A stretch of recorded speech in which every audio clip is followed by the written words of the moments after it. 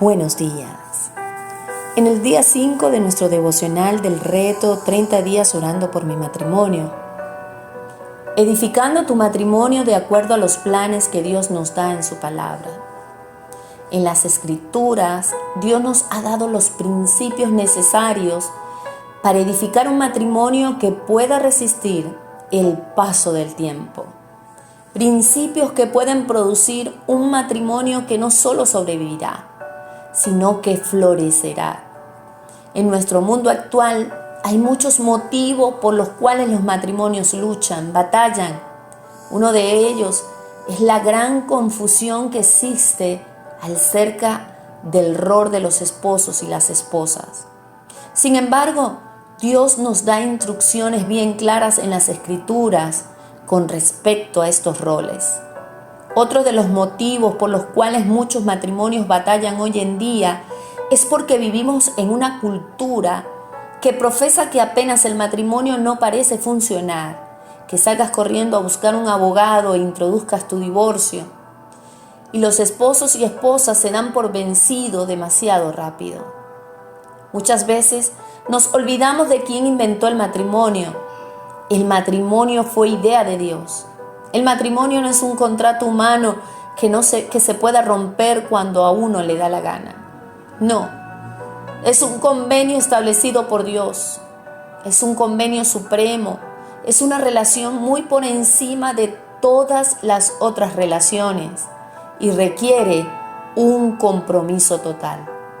Y como Dios inventó el matrimonio, Él es la autoridad máxima de cómo edificar un matrimonio que durará toda la vida. Él sabe mejor que nadie los fundamentos que necesitas para que tú tengas un matrimonio que florezca. Hasta puso esos principios en un libro, el manual del matrimonio, que te guiará a la clase de matrimonio que tú quieres tener. Ese manual es la Biblia. Y la Biblia le habla a nuestras vidas hoy día con una relevancia increíble, revelando los fundamentos del plan de Dios para el matrimonio que prosperará. Pablo Getty, conocido en su época como el hombre más rico de la tierra, dijo: daría toda mi fortuna por tener un matrimonio feliz. Qué triste, ¿no? Getty tenía todo lo que el dinero puede comprar, excepto un matrimonio feliz. Ahora, tu compromiso como esposa. En julio de 1981, el mundo entero vio como el príncipe Carlos y la bella Diana, Lady Di como la llamaban, se casaban con gran pompa y solemnidad en la Catedral de San Pablo en Londres. Fue una boda de cuento de hadas, con 3.500 invitados y una audiencia estimada de 750 millones de personas alrededor del mundo. Fue una boda espectacular, bellísima, una boda inolvidable. Pero ¿cuánto duró su matrimonio? Desgraciadamente, terminó convirtiéndose en solo comidilla para los tabloides. La realidad de las cosas es que mucha gente le dedica más tiempo a los preparativos para el gran día del matrimonio que preparando y trabajando en el matrimonio mismo. Tener un matrimonio sólido y saludable no es un accidente. No sucede por casualidad. Hay que trabajarlo todos los días. Y Primera de Pedro capítulo 3 versículo del 1 al 6 dice: asimismo, esposas, sométanse a sus esposos, de modo que si algunos de ellos no creen en la palabra, puedan ser ganados más por el comportamiento de ustedes que por sus palabras. Al observar su conducta íntegra y respetuosa, que la belleza de ustedes no dependa de lo externo, es decir, de peinados ostentosos, adornos de oro, vestidos lujosos, sino de lo interno, del corazón, de la belleza incorruptible de un espíritu cariñoso y sereno, pues este tipo de belleza es más valorada por Dios, porque así era la belleza de aquellas santas mujeres que en los tiempos antiguos esperaban en Dios y mostraban respeto por sus esposos. Por ejemplo, Sara obedecía a Abraham y lo llamaba Señor, y ustedes son sus hijas si hacen el bien y viven libres de temor. Así que Pedro dice aquí, esposas, sométanse a sus esposos. El tema de la sumisión no es nuestro tema favorito, pero quiero que sepan que la sumisión es uno de los conceptos más mal entendidos en la iglesia hoy en día.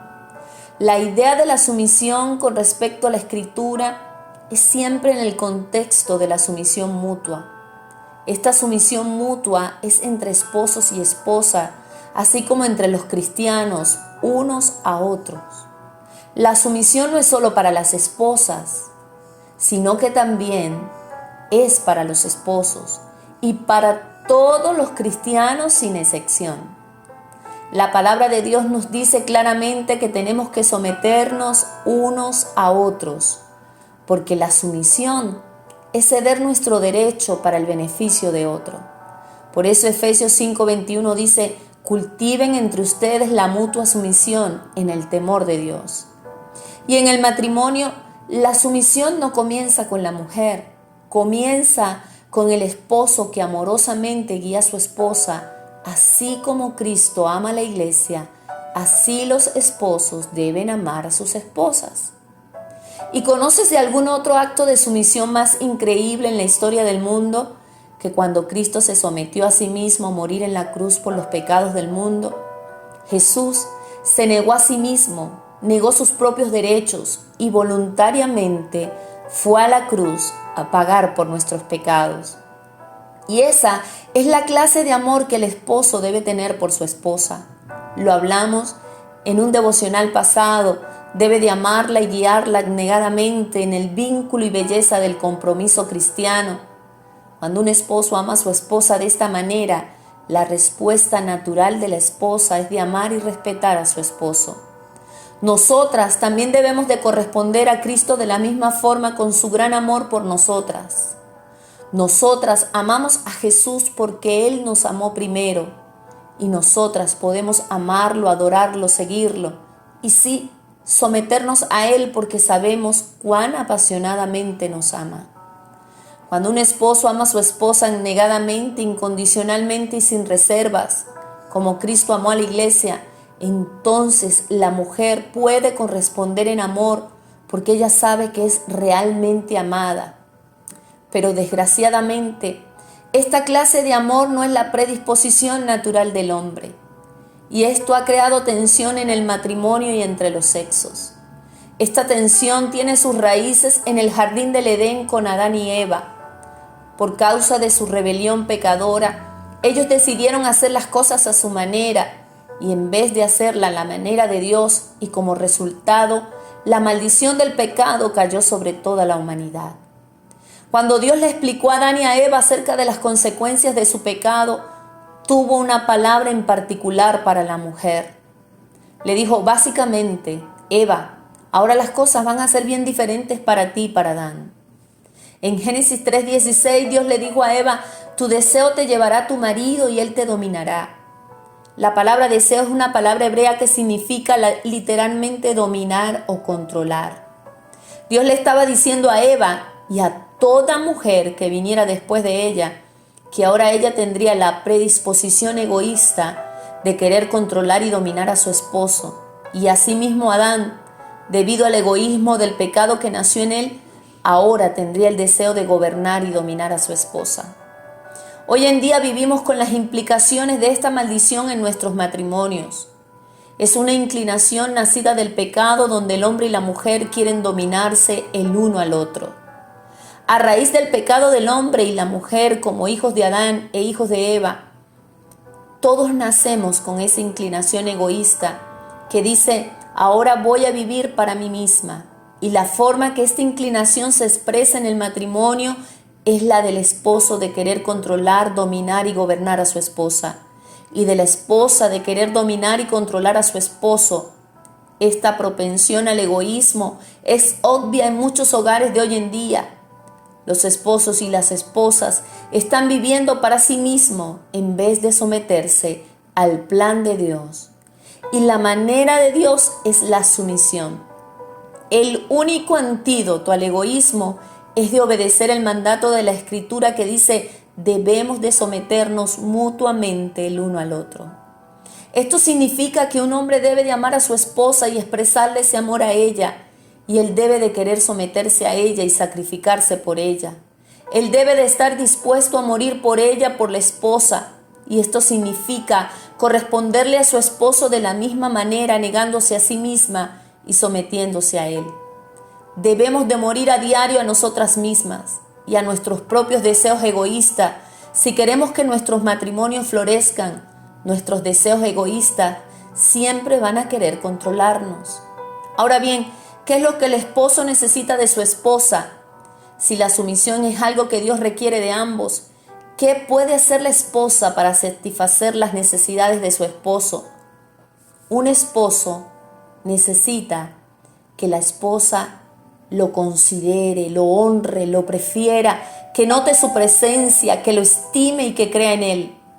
Lo que él no necesita es una esposa que le pierda el respeto, que lo insulte, que lo critique, que no lo apoye y que no satisfaga sus necesidades. Dios creó a la esposa para ser una ayuda idónea para completar a su esposo. Los hombres necesitan a alguien que cree en ellos, que los aliente, que los ayude a hacer todo lo que Dios los ha creado a hacer. Así que, si te vas a someter a tu esposo como Dios manda, comienza con la actitud adecuada. No es una actitud que dice me someteré a este hombre aunque me muera. No, más bien teniendo un espíritu alegre, debes decir yo amo a Dios, yo amo a mi esposo y amo a mi familia.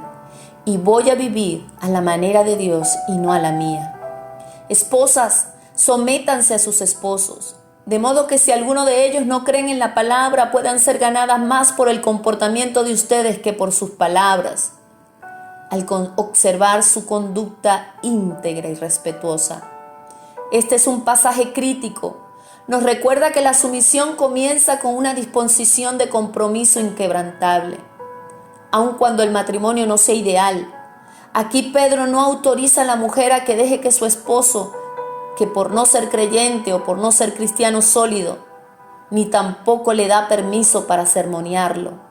Más bien, ella debe de amar a su esposo viviendo una vida devota, una vida amorosa, para poder atraerlo a Cristo. Si tu esposo no es creyente, no trates de agobiarlo de que entra al reino de Dios citando las Escrituras constantemente o reprendiéndolo en voz alta. ¿Sabes? Yo conocí a una señora muy devota que todas las noches ponía la radio a todo volumen en el dial cristiano para que su esposo no creyente oyera la verdad de Dios, y todo lo que lograba hacer era que su esposo se hartara y se fuera de la casa para estar con sus amigos. Son el carácter y la conducta de la esposa que ganarán al esposo perdido, no las discusiones.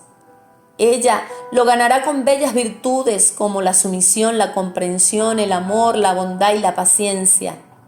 Estas cualidades no se fabrican. Son fruto del Espíritu Santo que viene cuando nos sometemos a Cristo y el uno al otro. Solo ama a tu esposo, vive para Cristo y deja que tu esposo vea la diferencia que Jesús está haciendo en tu vida, y por la gracia de Dios, Él se unirá a ti en la fe. El versículo 3 dice que la belleza de ustedes no dependa de lo externo, es decir, de peinados ostentosos, adornos de oro o vestidos lujosos, sino del interno, del corazón, de la belleza incorruptible y de un espíritu cariñoso y sereno, pues este tipo de belleza es muy valorada por Dios. La verdadera sumisión irradia del corazón y se expresa a sí misma en la clase de belleza que brilla a través de la vida de una mujer. La verdadera sumisión significa que no se concentra en lo exterior. No estoy sugiriendo, ni este pasaje lo sugiere, que una mujer debe de descuidar su apariencia física. No, más bien establece un estándar diferente. Una mujer se debe concentrar en su belleza interior más que en su belleza exterior. Es lo que Proverbios 31:30 dice: la belleza es engañosa y hueca la hermosura, pero la mujer que teme al Señor será alabada. Si estás llena de ira, de ansiedad, de depresión o desilusión o falta de satisfacción, nunca lucirás hermosa. ¿Y cómo se expresa esta belleza? Se expresa en un espíritu cariñoso y sereno. Lo que Pedro recalca en este pasaje es una actitud de gentileza, un deseo de aprender, de escuchar, Esa es la verdadera belleza. Verso 5. Porque así era la belleza de aquellas santas mujeres que en los tiempos antiguos esperaban en Dios y mostraban respeto por sus esposos. Por ejemplo, Sara obedecía a Abraham y lo llamaba Señor. Y ustedes son sus hijas si hacen el bien y viven libres de temor. Piensa acerca de las cosas que Sara tuvo que vivir con una perspectiva bien limitada. Su esposo decía que había tenido visiones de Dios, instruyéndolo a que se mudara a una tierra desconocida cuando ya estaban bien mayores. Su esposo convenció a Sara que fingiera que era su hermana mientras estuvieran en Egipto, donde el faraón tomó a Sara temporalmente como su esposa. Sara siguió el liderazgo de su esposo cuando Abraham le dio a su sobrino Lot la mejor tierra de pastar. Por segunda vez, Abraham trató de hacer pasar a Sara como su hermana, y esta vez atrayendo la atención de Abimelech, el rey de Gerar, que quería a Sara como esposa y quería acostarse con ella. Sara soportó el casi sacrificio de su único hijo Isaac en manos de Abraham, quien decía que Dios le había dado instrucciones de ofrecer a su hijo. Desde la perspectiva de Sara, Abraham parecía impredecible, engañoso, necio, alocado y hasta irresponsable. En algunos casos, la evaluación que Sara hace de su esposo podría haber sido bastante exacta. Sin embargo, Pedro nos dice que Sara obedeció a Abraham llamándolo Señor, no porque su matrimonio era seguro y perfecto, sino más bien porque su matrimonio era inseguro e imperfecto. A estas alturas sería bueno que nosotras las esposas nos hiciéramos las siguientes preguntas. ¿Miro yo a santas como Sara como modelo a seguir o sigo el ejemplo de mis amigas o de las telenovelas? ¿Pongo a mi esposo primero en mi lista de oración? ¿Le doy preferencia cuando planeo algo? ¿Busco la manera de honrarlo? ¿O le hago la vida más fácil o más difícil? Mujer, te invito a que hagas la oración de esta semana y que cumplas con el desafío que sé que te llevará a un buen matrimonio, a un matrimonio que florecerá.